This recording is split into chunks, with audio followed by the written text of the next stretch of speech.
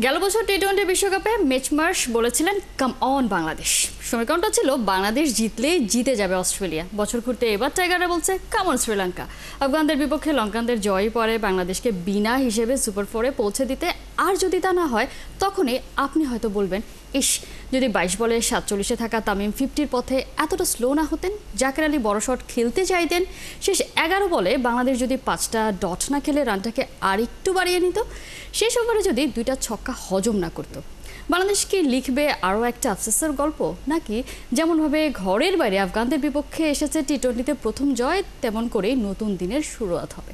এসব নিয়ে কথা বলতে চাই। আমাদের সাথে এই মুহূর্তে স্টুডিওতে আছেন ক্রীড়া বিশ্লেষক দেব চৌধুরী। শুভ সকাল, স্বাগত 71-এর খেলা যোগে। তানজিদ তামির ম্যাচ শেষে বলেছেন হংকংয়ের বিপক্ষে যে একটা হিসেব নিকে, সেটা নিয়ে তিনি আসলে আফসোস করতে চান না, কিন্তু আমরা তো আফসোস করছি কারণ রান রেটটা তো এখনও নেগেটিভ। গুড মর্নিং কনা। প্রথম কথা হচ্ছে, আপনি মিচ মার্শের উদাহরণটা দিচ্ছিলেন যে কেমন বাংলাদেশ। আপনার কথা শুনে আমার মনে হচ্ছে এখানে আমার শ্রীলঙ্কার জার্সি পরে বসা উচিত ছিল। সো রাজনীতিতে যেমন স্থায়ী বন্ধু বা শত্রু কিছু নাই, ক্রিকেটের মাঠেও তাই। এখন ব্যাপারটা হচ্ছে যে রান রেটের হিসাবটা আপনারা করেননি, এই কথাটাই আনপ্রফেশনাল কথা। এই কথাটাই চূড়ান্ত আনপ্রফেশনাল কথা, চূড়ান্ত স্বার্থপরের মতো কথা। ঠিক যেভাবে স্বার্থপর ব্যাটিংটা তামিম করেছেন। দর্শকরা বা সাধারণ মানুষ হয় কি, নাম্বার দেখে অনেক সময় অনেক অংশ ভুলে যায়। আমি এমনও দেখেছি তামিমের এই ব্যাটিং নিয়ে বাংলাদেশ ক্রিকেট বোর্ডের সাবেক এক কোচ বিরাট এক স্ট্যাটাস পয়দা করেছেন। তামিমকে তিনি ধরেন যে সাইদ আনোয়ার বানিয়ে দিয়েছেন। ওনাকে যদি জিজ্ঞেস করি তামিম প্রথম 30 রান কত বলে করছেন, উনি বলতে পারবে না। তামিম প্রথম 12 বলে 32 রান করছে। তো আইডিয়ালি তামিম পরের 20 রান করছে 19 বলে, তাও বাদ দেন আপনি। 22 বলে 47, still it's a very good run. আমরা বাংলাদেশ ক্রিকেটে এই চিত্র দেখে দেখে অভ্যস্ত। আমাদের প্লেয়াররা অনেক সিনিয়রকে দেখেছি নিজের 50টা একটু করে নি। এই যে 22 বলে 47 করে পরের 5 রান করলেন আপনি 9 বলে, এটা চূড়ান্ত স্বার্থপরের মতো কাজ হয়েছে। হ্যাঁ, আপনি টপ স্কোরার 31 বলে 52 দেখা যাচ্ছে, 167-68 strike rate, primarily it looks okay. কিন্তু আপনি যখন ডিপ ডাউন করবেন এটার মধ্যে, আপনি বুঝবেন ওই 47-এর পর না, 12 বলে 32-এর পর তামিম যা খেলছে পুরোটাই স্বার্থপর ইনিংস। এখন কথা হচ্ছে রান রেট। আপনি হংকংয়ের মতো দলের সঙ্গে 12 ওভারে 100 করার পরে আমি পার্সোনালি এক্সপেক্ট করেছিলাম যে বাংলাদেশ অ্যাটলিস্ট 16 ওভার না হলেও 17 ওভারের মধ্যে খেলাটা শেষ করবে। বাংলাদেশ সেটা পারেনি। আপনি শেষ 6 রানের জন্য 10 বল খেলবেন, এটা তো হইতে পারে না। এনিওয়েজ বাংলাদেশ তাও যে শেষ পর্যন্ত আশাটা বাঁচিয়ে রেখেছে, সেটাই একটা বড় দিক। বাট দেন এগেইন আফগানিস্তান ম্যাচের প্রেক্ষাপটে যদি আপনি বলেন, আমি পার্সোনালি ফিল করি বাংলাদেশ জিতেছে, এটাই সবচেয়ে বড় পজিটিভ। 1 থেকে 10-এর মধ্যে যদি হিসাব করি, Bangladesh against Afghanistan and the win, আমি 7টা এখানে নেগেটিভ পাবো, 3টা আমার পজিটিভ আছে। একটা নেগেটিভই বলি, লাস্ট ম্যাচটা শ্রীলঙ্কার বিপক্ষে যে ম্যাচটাতে আমরা ডিজাস্টার দেখেছি, সেই ডিজাস্টারের পরেও বাংলাদেশ 139 করেছে। গতকাল এত দারুণ একটা স্টার্টিং আমরা দেখলাম পাওয়ার প্লেতে এবং ওপেনিং দুই পার্টনারের, সেই জায়গাতে 154। মানে কি আসলে আলটিমেট মানে কি? This is the same question I am asking you কোনা। মানে কি? ধরেন সাইফের কথা যদি আপনি বলেন, সাইফ ওপেনিং এ কতটা বাজে ব্যাট করেছে এটা যিনি খেলা দেখেন নাই উনি বুঝবেন না। সে লেগ স্ট্যাম্পের দিকে সরে আসছে, চাইনিজ কাট খেলছে। চাইনিজ কাট মানে হচ্ছে সবচেয়ে জঘন্য উদাহরণ কি, ব্যাটের কানায় লেগে আপনার ফাইন লেগ দিয়ে বল বের হচ্ছে, পুল খেলছেন ব্যাটে লেগে, হেলমেটে লাইফ তো ধরেন যে ঠিক আছে, তারপরের অংশটা আমি বলছি। পুল খেলছেন ব্যাটে লেগে, হেলমেটে লেগে, মানে জঘন্য ব্যাটিং। স্টিল কোনোভাবে সার্ভাইভ করে একটা দারুণ ছক্কা মেরেছেন, 28 বলে 30 করে গেছেন। বাংলাদেশ নো লস, পাওয়ার প্লেতে 59 রান। এটা যে কোনো দলের জন্য, বাংলাদেশ নাম যে কোনো দলের জন্য চমৎকার একটা শুরু। আপনি প্রথম 10 ওভারে 87, 1 উইকেটে। গ্র্যাজুয়ালি আমার যেটা মনে হয়েছে যে লিটন যেই মুহূর্তে নূরের ফার্স্ট বলে সুইপ খেলতে গিয়ে আউট হলেন, ওটা একটা বড় টার্নিং পয়েন্ট ব্যাটিং ওয়াইজ। আমি কথাটা কেন বললাম, বাংলাদেশের ক্ষেত্রে যেটা হয়, আপনার টপ 3 ব্যাটসম্যানের কেউ একজন যদি আপনার 15 ওভার পর্যন্ত উইকেটে না থাকে, বাংলাদেশের জন্য মোস্ট অফ দ্য কেসেস বড় স্কোর করাটা সম্ভব হয়ে ওঠে না। হ্যাভিং সেড দ্যাট, আপনি উইকেট যদি অত খারাপই হইতো, আজমতুল্লাহ মুর্জা ওই ব্যাটিং করতে পারতো না। আপনি 10 ওভারে 87, পরের 10 ওভারে 67, 4 উইকেটে, এইটা ভাই অ্যাকসেপ্টেবল না কোনোভাবেই। এটার কোনো ব্যাখ্যা নেই। তাও হৃদয় ভাই, রান তো আপনি করতে পারতেছেন না, ঠিক আছে, 4 ছক্কা মারতে পারতেছেন না, ঠিক আছে, আউটটা হয়েছেন একটা ওয়াইড বলে, ছেড়ে দিলে ওয়াইড হইতো। আমার মনে হয় ছেড়ে দিলে ওয়াইড হইতো। জাকের আলী অনেক 18তম ওভারের 3টা বল বিগ সুইংয়ের কোনো চেষ্টা করলেন না, ট্যাপ করে 1-2 খেলার চেষ্টা করলেন। 19তম ওভারে শেষ 3 বল ব্যাট সুইং করার চেষ্টা করলেন, ব্যাটে কানেক্ট করতে পারলেন না। এরা হচ্ছে আমাদের ফিনিশার।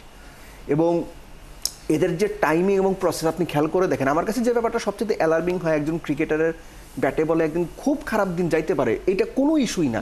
ইস্যুটা হচ্ছে জাকের আলী অনেক এবং তাওহিদ হৃদয় দুইজনই খেয়াল করে দেখবেন ক্রিজটা ডিপলি ইউজ করার চেষ্টা করে, সাফল করে অফ স্ট্যাম্প বা তারও বাইরে সরে যায়, এবং যে জায়গাতেই বলটা পড়ুক আইডিয়ালি তারা চেষ্টা করে আপনার ওই কাউ কর্নার ডিপ, মানে হোয়াট এভার উনি ডিপ মিডিউকে ডিপস করলে এই সুইংটা করার জন্য। এর বাইরে তারা অফ স্ট্যাম্পে করা বল প্রপার ক্রিকেটিং শট খেলে অফ স্ট্যাম্প দিয়ে মাঠের বাইরে বের করা, এটা ভাই তারা পারে না। আমি জানি না বাংলাদেশ টিম ম্যানেজমেন্টে যারা আছেন, কোচ যারা আছেন, তারা এই ব্যাপারগুলোকে স্বাভাবিকভাবে দেখেন কিনা। তারা যদি স্বাভাবিকভাবে দেখেন, আমাদের দিক থেকে আসলে খুব বেশি কিছু বলার নাই। কিন্তু আমি যদি আমার মতো করে বলি, এই টেকনিকের ব্যাটসম্যান, এই অ্যাবিলিটির ব্যাটসম্যান আপনাকে খুব বেশি দূর নিয়ে যাবে, এটা চিন্তা করেন না। আরো ব্যাকফুটে ফেলে দেয়। আপনি তো একদম শুরুতেই বলেছেন যে 10-এর মধ্যে যদি আমরা আসলে পয়েন্ট আউট করি 7টাই হয়তো নেগেটিভ আসবে। আমরা একটু পজিটিভ নিয়ে কথা বলি। গতকাল সোহান তার 6 বলে 12 রান, তার একটা ক্যাচ এবং অবভিয়াসলি রান আউটটা, তার পারফরমেন্স, এবং অবভিয়াসলি নাসুমের কথাও তো বলতে হয়। তিনি তো আসলে টুর্নামেন্টে প্রথমবার সুযোগ পেলেন এবারের আসরে, সেই জায়গা থেকে তার যে বোলিং, এই দুটো পজিটিভিটি নিয়ে কি বলবেন? সোহানের কথাটা প্রথমে বলি। প্রাইমারিলি সোহান যদি এটা শোনে, সোহানের মন খারাপ হবে। সোহানকে আপনি 7 নাম্বার ব্যাটসম্যান হিসেবে তো ইনক্লুডই করবেন না। আপনি সোহানকে 7 নাম্বার ব্যাটসম্যান হিসেবে কেন ইনক্লুড করবেন? সোহান কি 7-এর প্লেয়ার? আপনি সোহানকে খেলাইবেন তাওহিদ হৃদয়ের জায়গায়। যদি আইডিয়াল আপনি চিন্তা করেন, বাংলাদেশের বেস্ট 11টা ইট ওয়াজ এ নেগেটিভ ডিফেন্সিভ বেস্ট 11, এবং সেটার প্রমাণ হয়ে গেছে আপনার 5th বোলিং অপশনটা যখন 4 ওভারে 55 রান দিছে। ভাই আপনি 4 ওভারে 55 রান দিচ্ছে, আপনি বুঝতেছেন ওই ম্যাচে সোহান কি ওই ক্রিকেট মাঠে, ক্রিকেট পাড়ায় যারা নিয়মিত ধরেন যে আমরা কাজ করতাম একটা সময়, একটা কথা সবসময় ছিল যে জানদার প্লেয়ার, যে জান লাগায় দেয়, এরকম কিছু প্লেয়ারের উদাহরণ দেওয়া হলে Sohan was among the top. ও জান লাগায় দেয়। সোহান শুধু উইকেট কিপার না, he is also a brilliant fielder. সোহানের সবচেয়ে বড় যে গুণটা, সোহান খারাপ করতে পারে, সোহান স্মার্ট থিঙ্কার, খুব দ্রুত সে চিন্তা করতে পারে এবং ডিসিশন নিতে পারে। এবং fortunately most of the cases সোহানের এই ডিসিশনগুলো মাঠে আমরা দেখেছি প্লেয়ার হিসেবে, ক্যাপ্টেন হিসেবে খুব ভালো। হ্যাঁ, তার মধ্যে ফিটনেস বা সবকিছু মিলে ব্যাপারটা আছে। আর আপনার এই কথার সাথে পুরোপুরি একমত। ওই 6 বলে যদি 6টা রান হইতো, দেয়ার ওয়াজ এভরি চান্স বাংলাদেশ ম্যাচটা হারতো। এবং ওই সময় আপনার করিম জানাতের রান আউট, করিম জানাতি রান আউট, তার যে রান আউটটা, কারণ আপনি 10-11 নাম্বার ব্যাটসম্যানের কাছে যখন আপনার টপ বোলার 2টো ছক্কা খেয়ে যাবেন, তখন আপনি কোনো কিছু নিয়ে নিশ্চিত থাকতে পারবেন না। সো সোহানের ওই রান আউটটা ওই সময় যে সিচুয়েশন বা যে ফেসের মধ্যে দিয়ে আফগানিস্তান যাচ্ছিল, একটা পর্যায়ে কিন্তু মনে হচ্ছিল যে আফগানিস্তান ম্যাচটা বের করার কাছাকাছি চলে যাবে। সো ম্যাচ জেতানোর ক্ষেত্রে এই 2 জায়গায় সোহানের ইম্প্যাক্ট ছিল হিউজ ইম্প্যাক্ট। এবং শুরুটা নাসুম ছোট্ট করে, কারণ সময় একেবারে শেষ।